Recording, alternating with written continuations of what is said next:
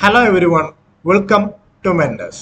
ഇന്ന് നമ്മൾ ഡീൽ ചെയ്യാൻ പോകുന്നത് കുറച്ച് ബേസിക് ആയിട്ട് എക്സാമിന് അപ്ലൈ ചെയ്തിരിക്കുമ്പോൾ നിങ്ങൾ അറിയേണ്ട കാര്യങ്ങളാണ് നമ്മൾ ഇന്ന് ഡീൽ ചെയ്യാൻ പോകുന്നത്. നിങ്ങൾക്ക് ഒരു അക്ഷയ സെന്ററിൽ പോയിട്ട് അപ്ലൈ ചെയ്യാൻ പറഞ്ഞു കഴിഞ്ഞാൽ അവർ അപ്ലൈ ചെയ്ത് തരും. പക്ഷെ അതല്ല നിങ്ങളുടെ പ്രശ്നം. അവർ അപ്ലൈ ചെയ്യുമ്പോൾ എല്ലാ കൊല്ലവും കുറേ ആളുകളുടെ ആപ്ലിക്കേഷൻസ് ഡിഫക്റ്റ് വരാറുണ്ട്. അപ്പൊ ആ ഡിഫക്റ്റ് ഒഴിവാക്കണമെങ്കിൽ ബേസിക് ആയിട്ട് എന്താ ചെയ്യേണ്ടത് എന്ന് നിങ്ങൾക്കൊരു അറിവുണ്ടായിരിക്കണം. ഓക്കെ, അപ്പൊ അതായത് എന്താണ് ഇതിന്റെ എലിജിബിലിറ്റി ക്രൈറ്റീരിയ. ഇനി എനിക്ക് റിസർവേഷൻ ഉണ്ടെങ്കിൽ ആ റിസർവേഷൻ ഞാൻ എന്ത് സർട്ടിഫിക്കറ്റ് ആണ് വെക്കേണ്ടത്, ഓരോ കാറ്റഗറിക്കും ഓരോന്നും.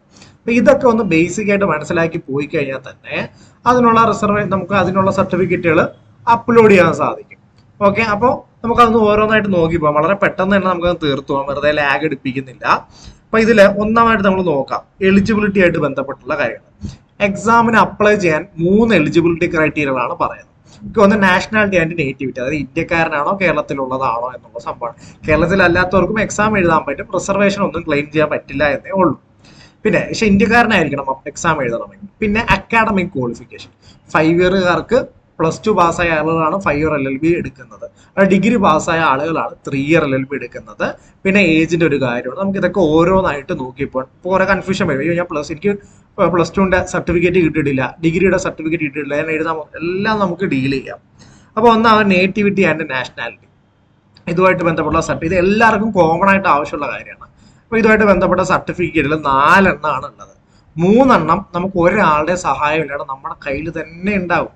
ഓക്കെ, 3 കാര്യങ്ങൾ എന്ന് പറയുന്നത് ഇതിൽ ഏതെങ്കിലും ഒന്ന് അപ്ലൈ ചെയ്താൽ മതി. അത് നിങ്ങൾ മനസ്സിലാക്കാം. നിങ്ങളുടെ കയ്യിൽ ഒരു ബർത്ത് സർട്ടിഫിക്കറ്റ് ഉണ്ടാകും.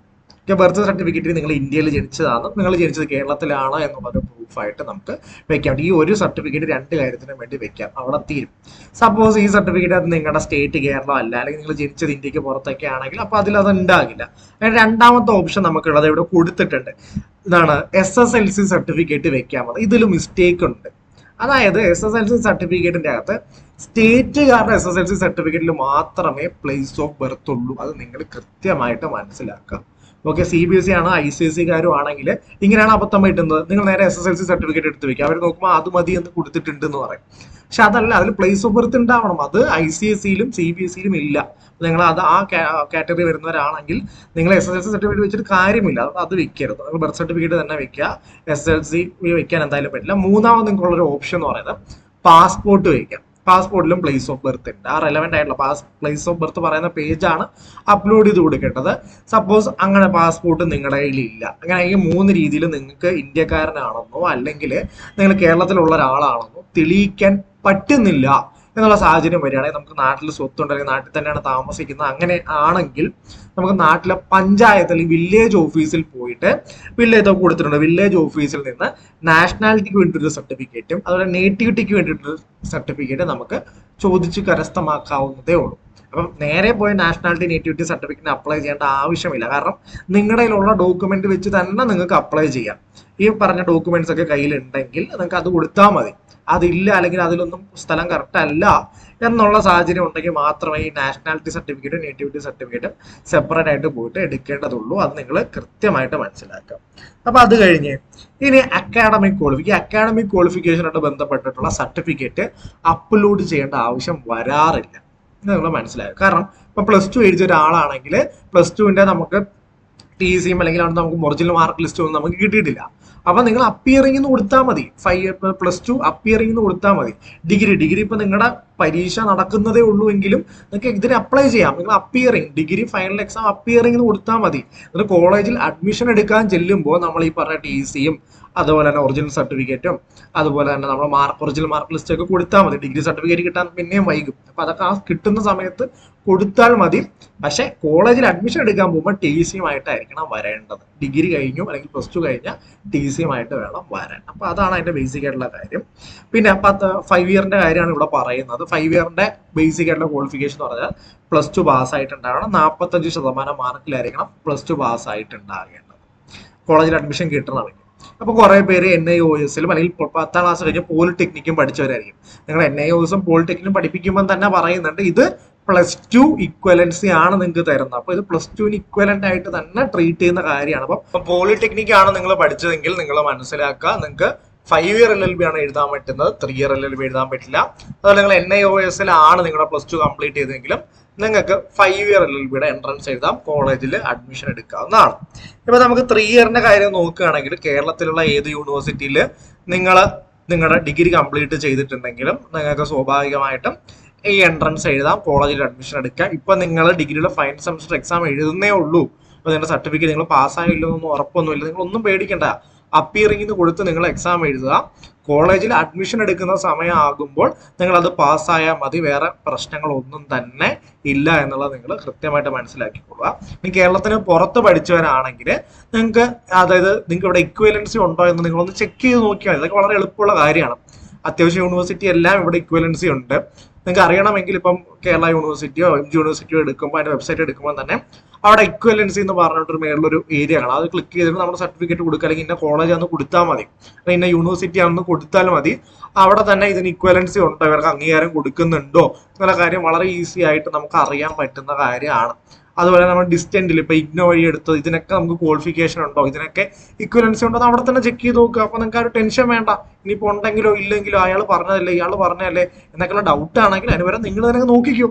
ആ സൈറ്റ് എടുക്കുക, അതിന്റെ ഇക്വലൻസി എന്നുള്ള ഏരിയ ഉണ്ട്, നിങ്ങളുടെ സർട്ടിഫിക്കറ്റ് നിങ്ങൾ ഏത് യൂണിവേഴ്സിറ്റി ആണോ അടിച്ചു നോക്കുക, ഇക്വലൻസി ഉണ്ടോ നോക്കുക. അപ്പം ആ ടെൻഷൻ അങ്ങ് ഒഴിവാക്കി കിട്ടി. ഒരാൾ പറഞ്ഞു അത് വിശ്വസിച്ചിട്ട് നമ്മൾ ചെയ്യുന്നതാണ് എന്നുള്ളൊരു പേടിയുണ്ടല്ലോ. അപ്പം നമുക്ക് എലിജിബിലിറ്റി, എഡ്യൂക്കേഷൻ ക്വാളിഫിക്കേഷൻ, അല്ലെങ്കിൽ അക്കാഡമിക് ആയിട്ടുള്ള എലിജിബിലിറ്റി ഉണ്ടെന്നുള്ള കാര്യം കൺഫേം ആയി. അപ്പൊ അതല്ലേ നല്ലത്. എല്ലാവരും പറയുന്നതിനേക്കാളും നിങ്ങൾക്ക് എണ്ണ നോക്കി അങ്ങോട്ട് കൺഫേം ചെയ്യാവുന്നേ ഉള്ളൂ. ഇത്തരം കാര്യങ്ങളാണ് ഇവിടെ പറ്റും. ഒരുപാട് കാര്യങ്ങൾ പറയുന്നുണ്ടെങ്കിൽ അതൊക്കെ തന്നെ ഉള്ളൂ.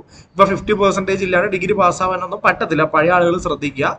നിങ്ങൾക്ക് ഇപ്പം ഈ പറയുന്ന 45% ഇല്ലെങ്കിൽ നിങ്ങൾക്ക് സ്വാഭാവികമായിട്ടും എഴുതാൻ പറ്റത്തില്ല, മിനിമം ബാർ. അപ്പൊ ഇപ്പോൾ ബേസിക്കലി 50% വേണം. പഴയ ആളുകളാണെന്ന് ശ്രദ്ധിച്ചു പോകേണ്ട കാര്യമാണ്. അതവിടെ പറയുന്നുണ്ട് 45% റിക്വയർമെന്റ് ഉണ്ട്. അത് 5 ഇയറിലും 3 ഇയറിലും സെയിം തന്നെയാണ്.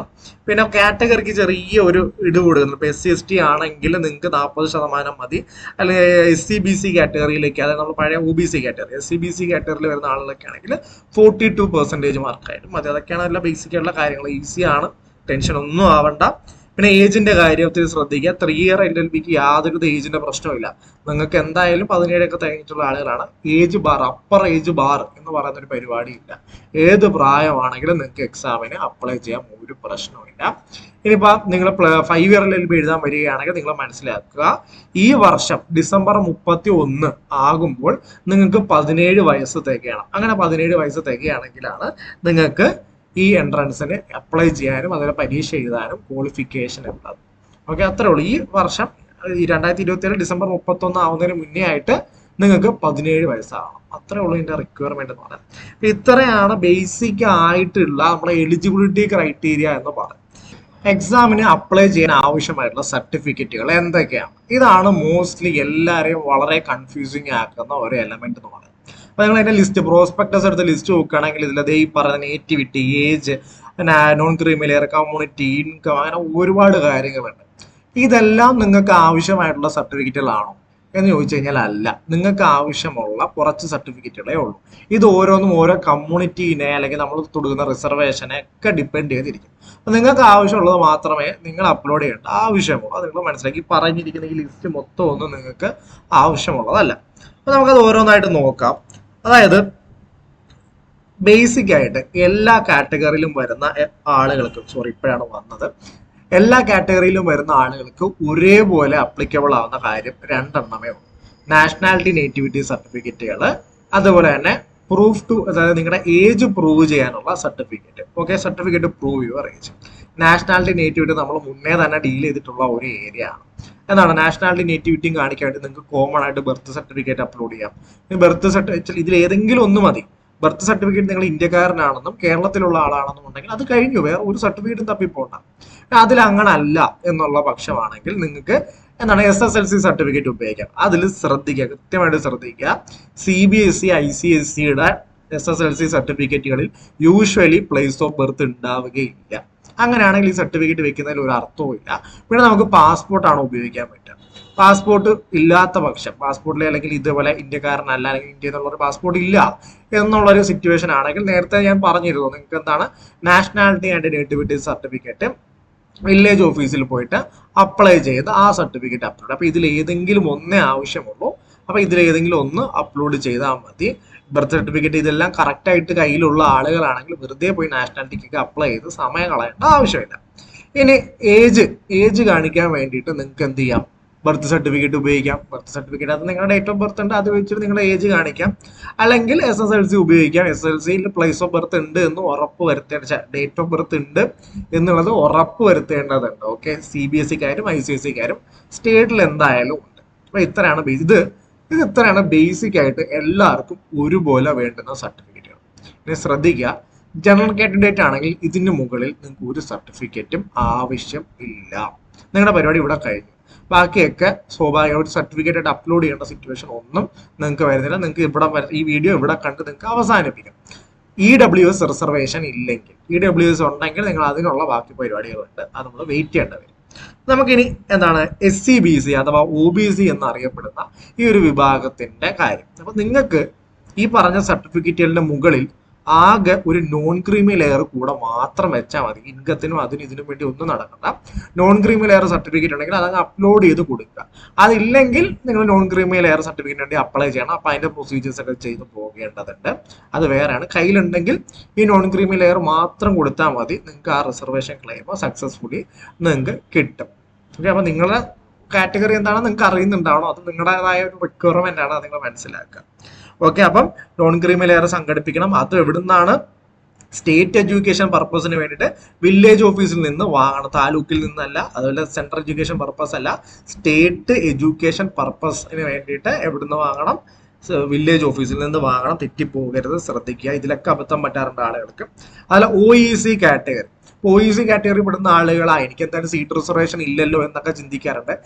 ഫീ കൺസെഷൻ ഉണ്ട് എന്നുള്ള കാര്യം ഓർക്കുക. അതുകൊണ്ട് ഇതുമായിട്ട് ബന്ധപ്പെട്ടുള്ള സർട്ടിഫിക്കറ്റ് നിങ്ങൾ അപ്ലോഡ് ചെയ്യുക. നിങ്ങൾക്ക് സീറ്റ് ഇല്ലെങ്കിലും ഫീ കൺസെഷൻ ആണ് നിങ്ങൾക്ക് കിട്ടുന്നത്. അത് ഏത് കോളേജിൽ പോയാലും ആ ഫീ കൺസെഷൻ കിട്ടും. അപ്പൊ അതുകൊണ്ട് നിങ്ങൾ എന്തായാലും സർട്ടിഫിക്കറ്റിൽ അപ്ലോഡ് ചെയ്യുക. ആദ്യമേ നോൺ ക്രീമി ലെയർ നിങ്ങളുടെ കയ്യിലുണ്ടെങ്കിൽ, നോൺ ക്രീമി ലെയറിന്റെ കാറ്റഗറിയിൽ വരുന്ന ആളുകളാണ് നിങ്ങളെങ്കിൽ നോൺ ക്രീമി ലെയർ കൊടുത്താൽ മതി, വേറെ ഒന്നും ആവശ്യമില്ല. നോൺ ക്രീമി ലെയറിന്റെ കാറ്റഗറിയിലല്ല നിങ്ങൾ വരുന്നതെങ്കിൽ നിങ്ങൾ എന്ത് ചെയ്യണമെന്ന് വെച്ചിട്ടുണ്ടെങ്കിൽ നിങ്ങൾ കമ്മ്യൂണിറ്റി സർട്ടിഫിക്കറ്റ് വില്ലേജ് ഓഫീസിൽ നിന്ന് പ്രൊക്യൂർ ചെയ്ത് അത് നിങ്ങൾ അപ്ലോഡ് ചെയ്ത് കൊടുക്കണം. ഓക്കെ, അതാണ് നോൺ ക്രീമി ലെയർ ഇല്ലെങ്കിൽ, അല്ലെങ്കിൽ അതിന് ആ കാറ്റഗറിയിൽപ്പെട്ട ആളുകളല്ല, അതിനേക്കാളും കൂടുതലാണ് ഇൻകം എങ്കിൽ ആണ് നിങ്ങൾക്ക് കമ്മ്യൂണിറ്റി സർട്ടിഫിക്കറ്റ് വാങ്ങി അപ്ലോഡ് ചെയ്യേണ്ട സാഹചര്യം വരുന്നു. അടുത്തായിട്ട് നോക്കുക, OEC SC OEC ST എന്ന് പറഞ്ഞാൽ അനക്സ്റ്റർ 4A കുറച്ച് കാറ്റഗറി പറയുന്നുണ്ട്.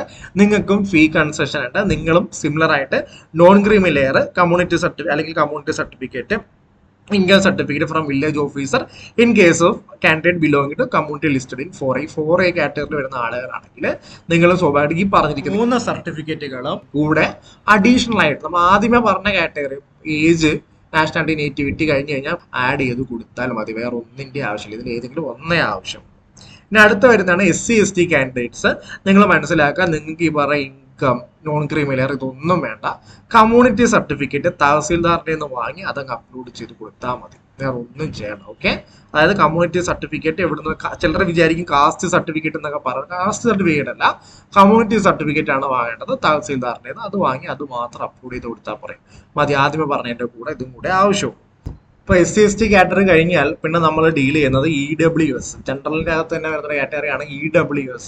അപ്പൊ EWS കാറ്റഗറിയിലാണ് നിങ്ങൾ വരുന്നത്. ഇക്കണോമിക്കൽ വീക്കർ സെക്ഷൻ ആണെങ്കിൽ നിങ്ങൾ അതിന്റെ ഒരു സർട്ടിഫിക്കറ്റ് വില്ലേജിൽ നിന്ന് പ്രൊക്യൂർ ചെയ്യുക. വില്ലേജ് ഓഫീസിൽ നിന്ന് പ്രൊക്യൂർ ചെയ്തിട്ട് അതങ്ങ് അപ്ലോഡ് ചെയ്ത് കൊടുത്താൽ മതി. അതിന്റെ പുറത്ത് വേറെ ഒന്നിന്റെയും ആവശ്യമില്ല. അതാണ് EWS സർട്ടിഫിക്കറ്റ്, അതിന്റെ ആവശ്യം മാത്രമേ അവർക്ക് വരുന്നുള്ളൂ. പിന്നെ വരുന്നതാണ് ഇന്റർകാസ്റ്റ് മാരേജ് സർട്ടിഫിക്കറ്റ് എന്ന് പറയുന്നത്. എല്ലാ ഇന്റർകാസ്റ്റ് മാരേജിനും റിസർവേഷൻ ഒന്നും അവൈലബിൾ അല്ല, കൺസെഷൻസും അവൈലബിൾ അല്ല. ഇന്റർകാസ്റ്റ് മാരേജിൽ ഒരാള്, അച്ഛനമ്മമാരിൽ ഒരാള് SC ST വരുന്ന ആളുകളാണെങ്കിലേ നമുക്ക് ഇതുമായിട്ട് ബന്ധപ്പെട്ടുള്ള റിസർവേഷൻ ഒക്കെ നമുക്ക് ക്ലെയിം ചെയ്യാൻ സാധിക്കത്തുള്ളൂ. അപ്പോൾ നിങ്ങൾ മനസ്സിലാക്കുക, അതുമില്ല നമുക്ക് തഹസീൽദാറിന്റെ ഓഫീസിൽ നിന്ന് നമ്മളൊരു ഇന്റർകാസ്റ്റ് മാരേജ് സർട്ടിഫിക്കറ്റ് പ്രൊക്യൂർ ചെയ്ത് നമ്മൾ അപ്ലോഡ് ചെയ്ത് കൊടുത്താൽ മതി. പിന്നെ ഇതിന്റെ കൂടെ കുറച്ച് സ്പെഷ്യൽ റിസർവേഷൻസ് വരുന്നുണ്ട്. അതായത് ഇപ്പൊ ഈ NCC, ബ്ലൈൻഡ്, അതുപോലെ ലക്ഷദ്വീപ് കോട്ട, സ്പോർട്സ് കോട്ട, അപ്പൊ ഇതുമായിട്ട് ബന്ധപ്പെട്ടുള്ള വീഡിയോസ്. അപ്പൊ ഇതിന്റെ മുകളിൽ വരുന്ന സെപ്പറേറ്റ് ആയിട്ടുള്ള ഒരു റിസർവേഷൻ ആണ്. അപ്പൊ അതുമായിട്ടുള്ള വീഡിയോ നമുക്കൊരു സെപ്പറേറ്റ് വീഡിയോ ആയിട്ട് ചെയ്യാം. ഇത് നിങ്ങൾക്ക് വളരെ യൂസ്ഫുൾ ആകും എന്ന് ഞാൻ വിശ്വസിക്കുന്നു. Thank you.